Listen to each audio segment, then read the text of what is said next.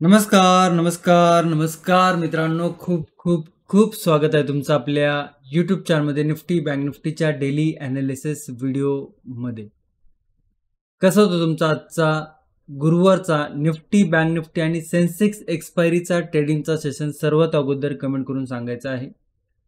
Market जर बघितलं तर गॅप अप ओपन झालं आणि मोठं गॅप अप ओपन झालं.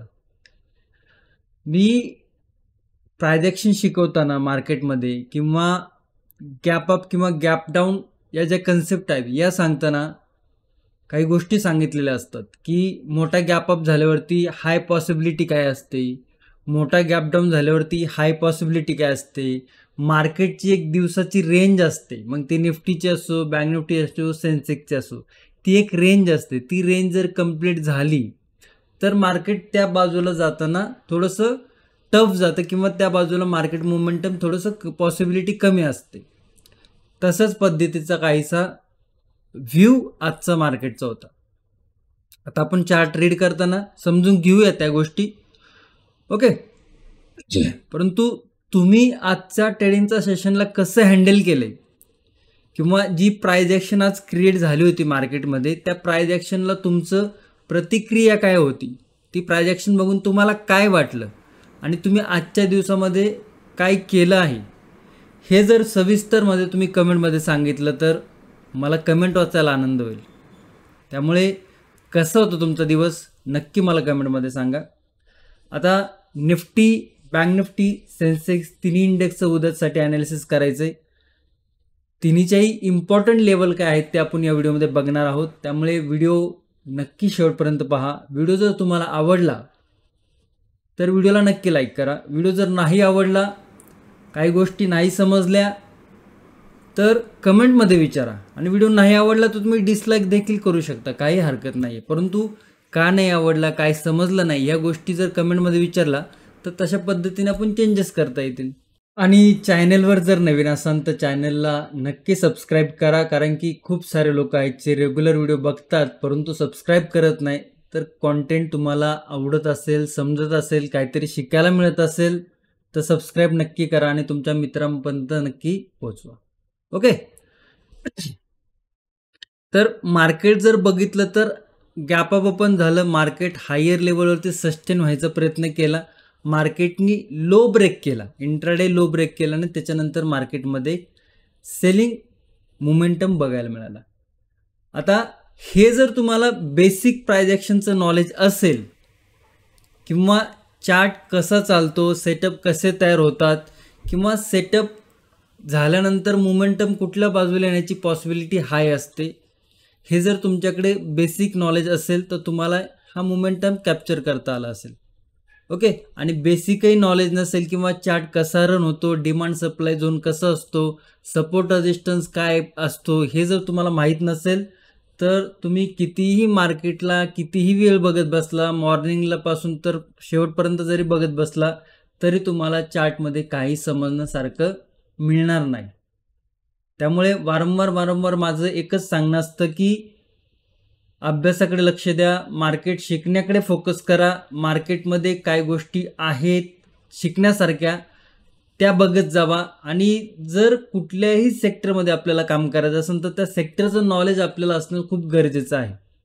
आणि त्यामुळे जर तुम्ही मार्केटला निवडलं असेल ॲज अ करिअर आणि त्याचं नॉलेज जर तुमच्याकडे नसेल तर या मार्केटमध्ये लांबपर्यंत टिकणं खूप अवघड आहे.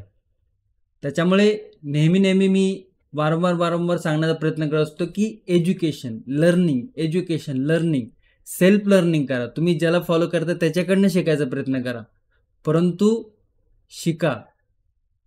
का तर हे मार्केट जेवढं दिसतंय त्याच्यापेक्षा खूप जास्त पटीने अवघड आहे. तो आय होप सगळेजण जो माइंडसेट आहे तो शिकण्याच्या उद्दिष्टाने ठेवला असेल. मग तुम्ही कुठेही शिका, तुम्हाला सेल्फ लर्निंग करायचे, सेल्फ लर्निंग करा. तुम्हाला शिकायचंय, आपल्याकडे शिकायचंय तर आपला त्याच्यासाठी प्राइस ॲक्शन आणि सेटअप ट्रेडिंगचा कोर्स देखील आहे. तुम्ही जर इच्छुक असाल तर त्याची लिंक व्हिडिओच्या डिस्क्रिप्शनमध्ये दिलेली आहे, तिकडे जाऊन तुम्ही चेक करू शकता. जॉईन व्हायची इच्छा असेल तर जॉईन होऊ शकता, इग्नोर करायचं तर इग्नोर करू शकता. परंतु ज्या ज्या मित्रांनी जॉईन केलेलं आहे, शिकलेला आहात किंवा शिकत आहेत, ते त्यांचा एक्सपिरियन्स कमेंटमध्ये मात्र नक्की सांगा. ओके, तर मी तुमच्या कमेंटची वाट पाहतोय. ओके, तर आता तुमच्या समोर जो चार्ट आहे तो निफ्टीचा 5 मिनिटाचा चार्ट आहे. इकडे जर बघितलं तर निफ्टी 5 मिनिटाचा चार्ट आहे. ग्लोबल सिनेरिओ पॉझिटिव्ह होता. ओव्हरऑल मार्केटचा ट्रेंड जर बघितलं तर मार्केटचा ट्रेंड देखील पॉझिटिव्ह होता. मार्केटनी आज जर बघितलं तर मार्केटने एक शार्प मोठा गॅप अप ओपनिंग केली होती. आता मी तुम्हाला वारंवार काय सांगत असतो की एक रेंज असते. निफ्टीची जर रेंज बघितलं तर ती 120, 150 ते 200 ही मोस्ट ऑफ द टाइम निफ्टीची रेंज असते. आज जर तुम्ही बघितलं तर निफ्टी गॅप अप ओपन झाला होता जवळजवळ या पॉईंट टू या पॉईंटपासून जर बघितलं तर 185 प्लस पॉईंट. ओके, म्हणजे जी निफ्टीची जी रेंज होती 120 ते 200ची, ती रेंज निफ्टीने काय केलं, गॅप अप मध्ये अचीव केल्यासारखं झालं. आणि त्याच्यानंतर जर बघितलं तर मार्केटने काय केलं, फक्त कन्सोलिडेशन केलं, ट्रेंड लाईन तयार केली. ही trend line double top pattern create केला आणि हा डबल टॉप हे देखील आपण प्राइस ॲक्शन आणि सेटल ट्रेडिंगच्या कोर्समध्ये शिकलेलो आहे. जर कोणी जॉईन असेल तर सांगू शकतो कमेंट करून. आणि त्याच्यानंतर हा डाऊन साईड मुवमेंट. मग इकडे डबल टॉपचं देखील कन्फर्मेशन होतं, ट्रेंड लाईनचं देखील कन्फर्मेशन होतं, इंट्राडे लोचं देखील इकडे ब्रेकडाऊन झाला होता. आणि ओव्हरऑल जर बघितलं तर एका टॉपपासनं, एका इम्पॉर्टंट लेवलपासनं, एका रेजिस्टन्सपासनं कन्सोलिडेशन करून एक नेगेटिव्ह मोमेंटम तयार झाला. ओके, सो ज्याला प्राइस ॲक्शनचं बेसिक जरी नॉलेज असेल तरी ही जी प्राइस ॲक्शन काय बनली ही त्याला समजली असणार आहे. आता तुम्हाला समजली आहे नाही समजली तुम्ही कमेंटमध्ये सांगू शकता. आता सगळ्या लेवल आपल्याला रिमूव्ह करण्याची गरज नाही, कारण की मार्केट लेवल टू लेवल आहे. कसं लेवल टू लेवल आहे समजून घ्या. ही आपली फर्स्ट लेवल होती 26,000ची, त्या लेवलवरनं सपोर्ट घेतलाय, वरती गेलं मार्केट. थोडंसं या लेवलला आपल्याला चेंज करण्याची गरज आहे 26,066ची. त्याच्यानंतर जर बघितलं तर हा सपोर्ट ब्रेक झाला, परत आला मार्केटनी 25,925 वरती पुल बॅक घेतला. म्हणजे हा एक जो रेजिस्टन्स होता त्याने सपोर्टचं काम केलं, वरती गेला, खाली आला, पुल बॅक कुठपर्यंत आला 26,000पर्यंत खाली आला. आणि क्लोजिंग आहे ती 25,891ला आहे, म्हणजे साधारण या लेवल. ओके, मग आता लेवल चेंज करायची फक्त इकडे आपल्याला ही आणि ही ॲज इट इज लेवल आहे.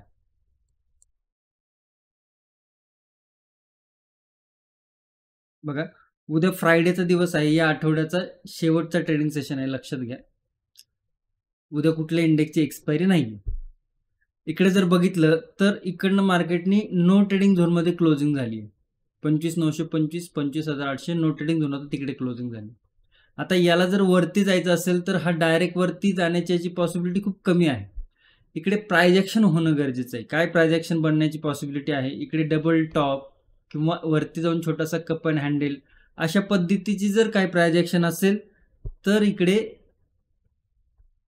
25,925 ही जी रेजिस्टन्स लेवल आहे या लेवलच्या वरती याच्या रेजिस्टन्स आहे या ओपन होताना दिसतील. परंतु आता मार्केटचा फ्रेश ट्रेंड जर बघितला हा इंट्राडेचा, तर हा सेलिंगच्या साईडला आलेला आहे. त्यामुळे जर बुलिश साईडचा तुम्ही विचार करत असाल तर तिकडे रिस्क फॅक्टर हाय होतोय. मग जिकडे रिस्क फॅक्टर हाय आहे तर तिकडे रिस्क मॅनेजमेंटवरती काम करणं गरजेचं आहे. जर तुम्हाला रिस्क मॅनेजमेंट येत असेल तर तुम्हाला लॉट साईज किती ठेवायला पाहिजे, किती कॅपिटलवरती किती लॉट पाहिजे, स्ट्राईक प्राईस कुठली पाहिजे, बरं इकडे रिस्क आहे तर रिस्क कशी मॅनेज केली पाहिजे, ह्या गोष्टी सगळ्या माहिती असायला पाहिजेत. ह्या गोष्टी माहीत नसेल तर तुम्ही बेसिकमध्ये आहात. आणि मग या गोष्टी शिकणं खूप गरजेचं आहे. आणि या गोष्टी देखील सविस्तररित्या आपण प्राइस ॲक्शन आणि सेट ट्रेडिंग कोर्समध्ये डिस्कशन केलेलं आहे. ओके, सो रिस्क हाय असल्यामुळे थोडीशी लॉट साईज कमी होऊ शकते. फर्स्ट रेजिस्टन्स 26,000, सेकंड रेजिस्टन्स 26,078 आणि थर्ड रेजिस्टन्स 26,134. म्हणजे या 3 लेवल आपल्याला बुलिश साईडला बघायला मिळू शकतात. डाऊन साईड आता या लेवलपासून सरळ डाऊन साईड मोमेंटम आलाय, म्हणजे मोमेंटम हा सेलिंग साईडमध्ये आहे. कधी इंट्राडेमध्ये, आजचा इंट्राडे जर बघितलं. परंतु आता ऑलरेडी ही मोमेंटम झाली, म्हणजे याचा अर्थ काय, इकडे कन्सोलिडेशन गरजेचं आहे, पहिली गोष्ट.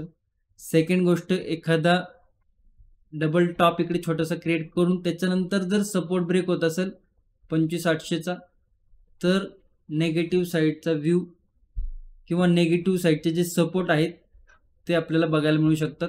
मग काय आहे नेगेटिव्ह साईडचे सपोर्ट? 25,733 हे तेच आहेत, कारण की मार्केट खाली आलंच नाही. जे लास्ट ॲनालिसिसमध्ये आपण डिस्कशन केलं होतं 25,679 आणि 25,621 हे 3 सपोर्ट आपल्याला डाऊन साईडला म्हणजे सेलिंगच्या साईडला बघायला मिळत आहेत.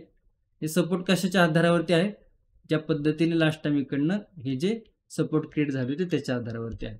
ओके, नो ट्रेडिंगची रेंज काय आहे? तीच रेंज आहे जी की बघितलं तर इकडे पूर्ण एक ट्रेडिंगचा सेशन होता, तिकडे मार्केटने कन्सोलिडेशन केले. जो मुहूर्त ट्रेडिंगचा स्पेशल सेशन होता तो पण ह्याच झोनमध्ये कन्सोलिडेशन झाला. आज जर बघितलं तर मार्केटची क्लोजिंग देखील याच झोनमध्ये झालेली आहे. म्हणजे 25,925 आणि 25,800 साधारण 125 पॉईंटचा जो झोन आहे तो आपल्याला काय बघायला मिळतोय? As a no trading zone बघायला मिळत आहे. तर ते लक्षात ठेवणं गरजेचं आहे. ओके, आता गॅप अप गॅप डाऊन झाल्यावरती काय पॉसिबिलिटी होऊ शकते हे थोडं लक्षात घ्या. गॅप अप जर निफ्टी होतोय तर एक पुलबॅक येणं अपेक्षित आहे डाऊन साईडला, आणि डाऊन साईडला पुलबॅक येणं फिरून जर बुलिश होत असेल आणि इंट्राडे हाय ब्रेक होत असेल तर काही बुलिश साईडला आपल्याला व्ह्यू बघायला मिळू शकतो, अन्यथा रिस्क असणार आहे. परंतु गॅप अप आपण होऊन खाली येऊन जर सस्टेन नाही होते आणि काही बेरीज प्रायझेशन करून आजचा लो जर ब्रेक होत असेल तर हा परत एकदा नेगेटिव्ह साईडला जाण्याची याची पॉसिबिलिटी वाढते. ओके, गॅप डाऊन जर होत असेल तर फ्रेश सेलिंगला जाणं खूप रिस्की ठरू शकतं.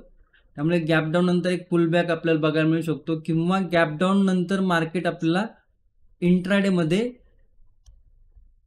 हाय लेवलवरती क्लोजिंग करताना दिसू शकतं, कारण की याची पॉसिबिलिटी वाढते. कारण की जर टॉपपासून डाऊन साईड मोमेंटम आलेला आहे तर गॅप डाऊन ओपन झालं तर हा एकदा वरती जाऊन परत या रेंजमध्ये क्लोजिंग करण्याचा विचार करू शकतो. त्यामुळे गॅप डाऊनवरती फ्रेश सेलिंगला थोडंसं जर तुम्ही व्यवस्थित जर विचार केला तर फ्रेश सेलिंगच्या लेवल ओपन होणं थोडंसं कठीण आहे.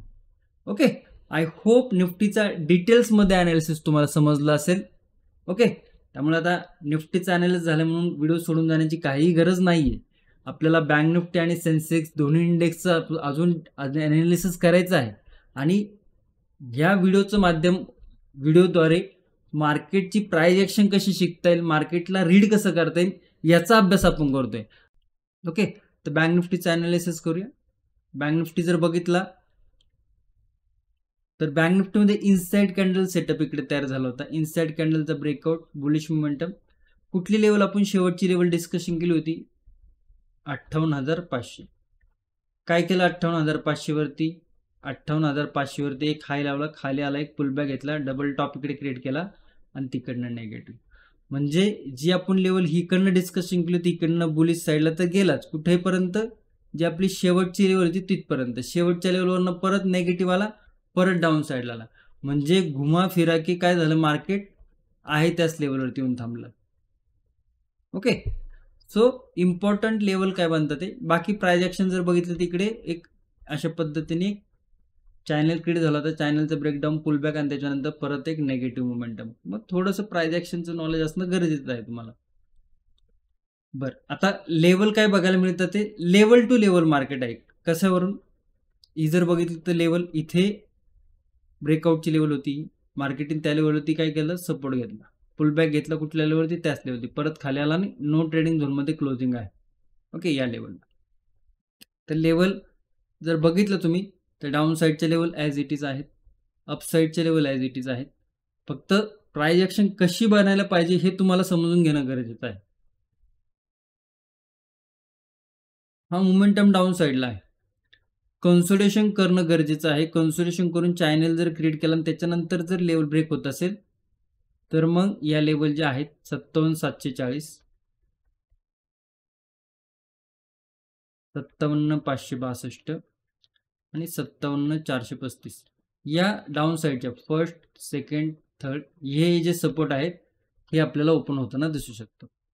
बुलिश साईडला जर बघितलं तर ज्या लेवल आपण लास्ट ॲनालिसिसमध्ये डिस्कशन केलं होतं त्या लेवलला मार्केटने रिस्पेक्ट केलेली आहे. सो त्या लेवल तिकडे आपल्याला बघायला मिळू शकतं ते डबल बॉटम किंवा बेस क्रिएट करून जर 58,100ची लेवल ब्रेक होती तर हा स्विंग फर्स्ट लेवल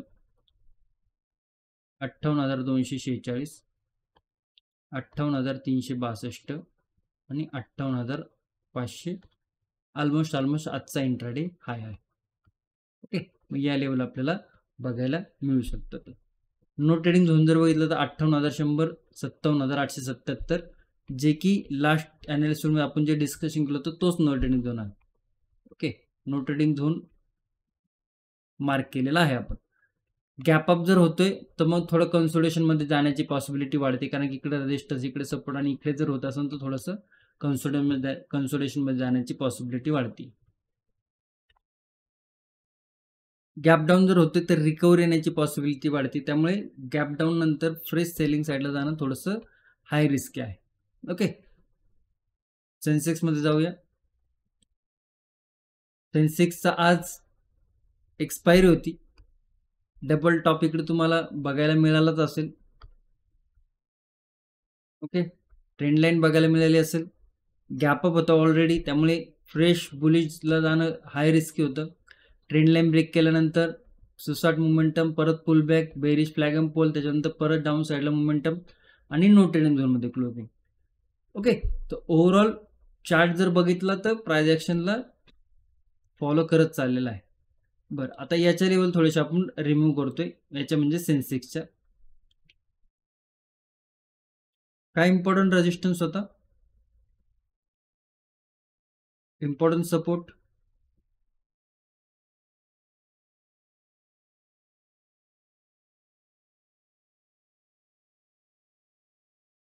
आहे no trading zone.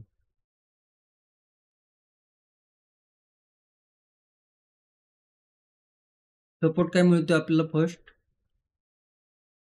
Second support काय मिळतोय हा सपोर्ट, थर्ड सपोर्ट काय आहे हा सपोर्ट. आता आपण नेगेटिव्ह साईडच्या लेवल बघूया. मार्केटने इकडे नेगेटिव्ह प्राइस ॲक्शन क्रिएट केली, खाली आला. आता परत इकडनं असं पडणं थोडंसं कठीण आहे, बिकॉज प्राइस ॲक्शन तसं फॉलो होत नाही. प्राइस ॲक्शन काय करू शकते, इकडे थोडं कन्सोलिडेशन करू शकते, थोडंसं इकडे झिगझॅग मुवमेंट दाखवू शकते, थोडं होल्ड करू शकते. आणि होल्ड करून जर 84,400ची जी सपोर्ट लेवल आहे ही जर ब्रेक होते छोटा मोठा टप्पा खाऊन, तर ह्या ज्या सपोर्ट लेवल आहेत या परत आपल्याला ओपन होताना दिसू शकतात. मग 84,200, 83,998 आणि 83,771 या ज्या लेवल आहेत हे आपल्याला बघायला मिळू शकतात. 1, 2, 3 या 3 लेवल आपल्याला बघायला मिळू शकतात. डाऊन साईडच्या लेवल तुम्हाला समजले असतील. बुलिश साईडला जर बघितलं तर ही लेवल फर्स्ट बनते 84,800. त्यानंतर जर बघितलं तर ही सेकंड लेवल बनते, जिकडनं एक स्ट्रॉंग रिजेक्शन मिळालं होतं. थर्ड लेवल हा स्विंग. तर बुलिश साईडला खूप स्ट्रॉंग लेवल नाहीत आणि मोमेंटम थोडा नेगेटिव्ह आहे, तर रिस्क फॅक्टर बुलिश साईडला थोडा जास्त आहे. 84,615 या लेवलच्या वरती जर निघतोय तर लॉट साईज कमी करणं गरजेचं आहे. 84,800 फर्स्ट लेवल, 84,900 सेकंड लेवल आणि 85,000 थर्ड लेवल या रेजिस्टन्स लेवल ओपन होताना दिसू शकतात. ओके, ओव्हरऑल जर मार्केटचा ट्रेंड जर बघितलं तर मार्केट लास्टच्या 6 ते 7 ट्रेडिंग सेशनमध्ये बुलिश होतं, त्याच्यापेक्षाही जास्त. आणि एक बुलिश न्यूज क्रिएट करून मार्केटने एक गॅप अप ओपनिंग केली आणि ती गॅप अप ओपनिंग सस्टेन नाही झाली. म्हणजे जो ब्रेकआउट आला होता गॅप अप ओपनिंगमध्ये, कुठे ना कुठे तो गॅप अप ओपनिंग किंवा जो ब्रेकआउट होता तो सस्टेन नाही झालेला, तो फेलियर कन्सिडर झाला आहे. त्यामुळे जर मार्केटने जर आजचा जो लो क्रिएट केला आहे तो जर ब्रेक केला आफ्टर कन्सोलिडेशन, तर मार्केटचा जो ट्रेंड आहे तो कुठे ना कुठे आपल्याला बेंड होताना दिसू शकतो. जी नेगेटिव्ह मोमेंटम आहे ती मार्केट आपल्याला कंटिन्युअसली करताना दिसू शकते. म्हणजे ओव्हरऑल जर मार्केटचा व्ह्यू बघितला तर मार्केट एका व्यवस्थित स्ट्रॉंग लेवलपर्यंत पोहोचलं बुलिश साईडला आणि त्याच्यानंतर मार्केटने तिकडनं एक रिजेक्शन घेतलं. तर चार्ट आणि थोडंसं जर आपण व्यवस्थित चार्टला रीड केलं तर मार्केटमध्ये एक पॅनिक सेलिंग आपल्याला बघायला मिळू शकते. ओके, आय होप तुम्हाला निफ्टी, बँक निफ्टी, सेन्सेक्स तिन्ही इंडेक्सच्या लेवल व्यवस्थित समजले असतील. व्हिडिओ आवडला असेल तर लाईक नक्की करा. चॅनलवर नवीन असाल तर चॅनलला सबस्क्राईब नक्की करा. तुमच्या मित्रांपर्यंत, मैत्रिणींपर्यंत, इतरांपर्यंत हा आपला व्हिडिओ शेअर करू शकता आणि ज्याला मार्केट शिकायची इच्छा आहे त्यांच्यापर्यंत देखील पोहोचू शकता. ओके, धन्यवाद. जय हिंद, जय महाराष्ट्र, जय शिवराय.